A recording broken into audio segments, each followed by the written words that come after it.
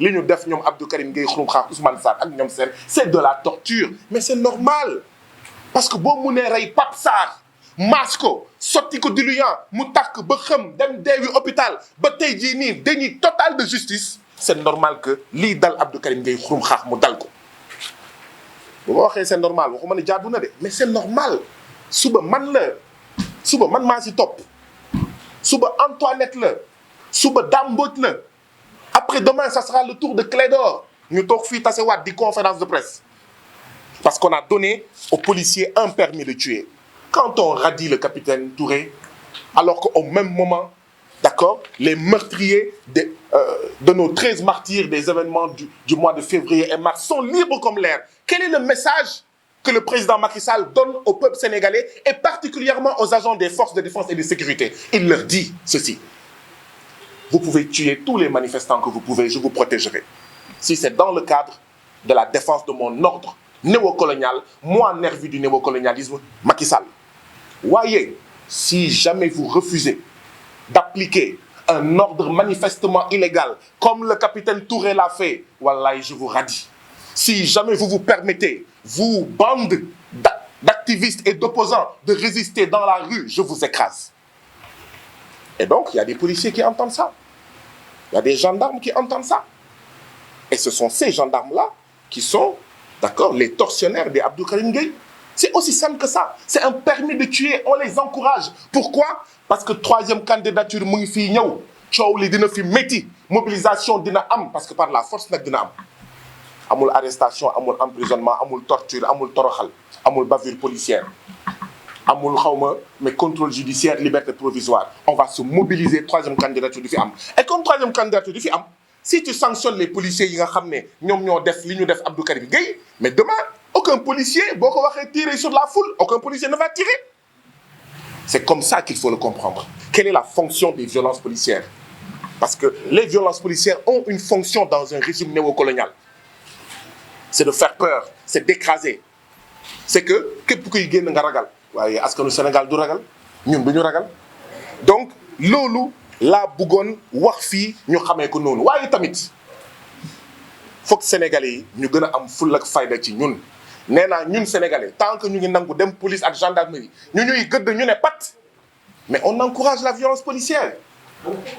Agent de force de défense et de sécurité bu la yuuxu nga ne pat yuuxu boobu mooy jur saaga boobu mooy jur dóor boobu à la longue mooy jur rey. Il y a une banalisation de la violence policière. Et la violence policière ou des gendarmes ou de certains militaires, elle n'est pas seulement mortelle, criminelle, meurtrière. Elle est aussi verbale, elle est aussi psychologique. Hey, l'œil des filles, c'est ça la première violence. Nga ñëw di légaliser këyit. Hey, l'œil des filles. ñu koy banaliser, on en rit même. Suñu yenn mbokk yi yàqamte wu ñu soxla këyit bu leen di yóbbu police wala gendarmerie. Et nous, on banalise ça. On rit même de ça. Alors que loolu mooy jur ba li dal Abdou Karim Gueye Xurum Xax et c'est tout simplement inacceptable. Donc ñun citoyens sénégalais il faut que ñu xam lu ñu bëgg. Il faut que ñu xeex loolu ñu bañ loolu. Habib Anne moom mooy agent ministère de la santé bi nga xam ne moom moo délivré un certificat médical à Abdou Karim Gueye Xurum Xax jox ko une incapacité temporaire de travail de 5 jours. yéen 4 jours. merci 4 jours. naa ñëwaat bu ci kanamee lan moo tax ma ne 5 jours gis ngeen Abdou Karim Gueye mu takk bandaas médecin bi di ko defal certificat médical mu ne ko incapacité de travail de 4 jours yéen est-ce que non mais man awma doctorat médecine quoi jonguma mais am na lu xel mën a nangu kii dinañ ko tàggal ñii morceau ñu naan ko 4 jours. Moi, quand on m'a agressé à Nianing, on m'a fait un certificat médical de 5 jours. Je n'ai rien demandé. dama ñëw taxaw ne xool leen ma wax leen bu dee incapacité de travail temporaire de 1 heure de temps bind leen man je cherche pas un certificat de complaisance ñu ne ma 5 jours. Moi, je n'avais pas de bandage, je n'avais pas de truc comme ça.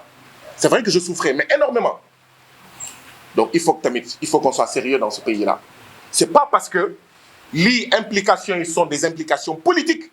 C'est pas parce que lii dafa nar a jur coow. C'est pas parce que Abdou Karim Gueye ce n'est pas un citoyen lambda. Parce que lu ko laal dina jur coow. C'est pas parce que diw ak diw dañoo bokk ay mouvement qu'on va banaliser ça. Donc la première résistance, mais c'est la résistance des fonctionnaires de l'État. Mais yàlla moo fi am. Nous ne sommes pas des fonctionnaires du président Macky Sall. Nous sommes des fonctionnaires du peuple sénégalais. Abdou Karim Gueye Xrum Xax laajtewul certificat médical de complaisance. waaye nag 4 jours. Vous pensez que c'est sérieux? Vous pensez que c'est sérieux? Mais nous dénonçons, mais énergiquement cela. Et même le certificat de genre de mort d'Abdou Faye dañoo waxoon ne mais y a un problème. Abdou Faye dafa am góom ci bopp bu ngeen gisee certificat médical bi du ngeen gis fenn mu bind ne am na góom ci bopp. Donc il faut que ñu xoolaat affaire yi lii du dëgg du yoon ñu ngi koy ñaawlu ba fu ñaawlu yem parce que yii itam mooy encourager affaire yi moo tax tamit may dellu si waat ci Sénégalais yi souvent suñu mbokk yi dañuy dee kaso police wala gendarmerie d'une manière boo xam ne mais c'est incroyable ñu naan la defal autopsie nga naan non teg naa ko ci loxo yàlla non vraiment on a du respect pour vous parce que nag yéen a war a jël décision bi. Mais en refusant de faire une autopsie pour faire éclater la vérité, mais vous nous mettez tous en danger. Du feeñ ci cas Abdou Faye wala ci cas xawma kan ak kan mais ça va arriver à Abdou Karim Gueye Xrum Xax, à Clédor, à Seydi Gassama, à Guy Marius Sagna, à Antoinette, à Fatima, à Fatou. Donc ñun itam foog ñu jël suñu responsabilité. Donc man lii daal laa amoon li may wax di wax ne mais il y a une banalisation mais extrêmement grave. Bi Abdou Faye gaañoo le vice-président de l'Assemblée, un des vice-présidents de l'Assemblée nationale a parlé de chat et de criquet. waaw léegi muus bu dee criquet xaw ma bu dee ñu naan xaw ma dugg na fi génn na fi vous vous rappelez? Vous vous rappelez? doomu aadama dee ñu naan kii dañ ko rey reyuñu ko dafa suicidé wu ou on l'a suicidé waaw il s'est suicidé ou on l'a suicidé. Un vice-président de l'Assemblée nationale naan waa léegi muus bu fi dee criquet bu fi dee ñu ne woy xaw ma autopsie dugg na fi génn na fi mais c'est ça la banalisation moo tax tamit yii rek la mun jur et am na yeneen ñu ñëw am na yeneen yuy ñëw ma ne réew mi depuis 2012 Assemblée nationale waroon na waxtaanee les violences des agents des forces de défense et de sécurité protéger ay Auchan ay Total ak yooyu waxuma amul solo de. C'était un des objectifs des 2 lois là, des 2 réformes là, de vendredi dernier. Mais attends, quand les gens se font assassiner régulièrement comme des mouches, comment une Assemblée nationale digne de son nom ne peut pas en parler? Comment un exécutif au service du peuple ne peut pas en parler? Bés bu nekk y a 4 ou 5 ou 10 villages yoo xam ne ñu ngi xeex ndax suuf bu ñuy sàcc. Mais Assemblée nationale musuñu ko dajale pour corser les terroristes fonciers.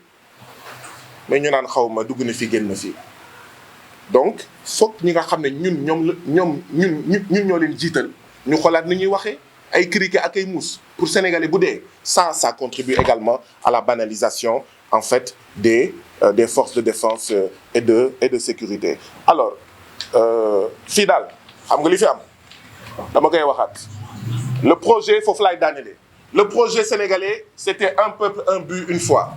waaye nag Macky Sall en a fait 2 peuples 2 buts 2 fois si c'est Karim Xrum Xax rey leen mu dee si c'est Clédor rey leen mu dee si c'est Cheikh Oumar Diagne rey leen mu dee si c'est xawma Dame Mbodj fu ngeen seen rey leen mu dee si c'est Guy Marius Sagna rey leen mu dee si c'est Karim Wade tëj leen ci kaso waaye doyul tëj leen ko à ciel ouvert au Qatar si c'est Khalifa Sall tëj leen ca kaso waaye si ce sont des gosses de riches impliqués dans la mort d'une fille ñuy parler de drogue et tout ça ñu tëj leen dans une prison dorée ñuy yore ay téléphone di def lu leen neex au nom de quoi au nom de quoi nous on a justement vous êtes 5 à avoir été agressés par des policiers à Nianing c'était le 5 mai on était 5 également à être agressés 5 ñu ngi waaj a ñëw le 5 juillet 2 mois.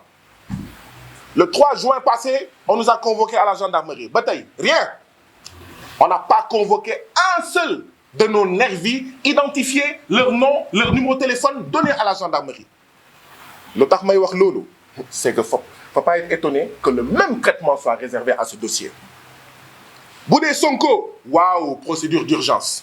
Bu dee loi pour criminaliser les futures mobilisations formidables du peuple sénégalais contre une 3e candidature illégale et illégitime, procédure d'urgence. Mais bu dee, comment il s'appelle, Masserigne naka? Masserigne Faye, vous êtes indigne. Vous êtes un policier indigne, monsieur Masserigne Faye. Parce qu'il y a des policiers dignes, il y a des gendarmes dignes. Mais monsieur le commissaire, enfin monsieur le commissaire, c'est ça? Monsieur le commissaire Masseline Faye, c'est ça? Vous êtes un commissaire indigne.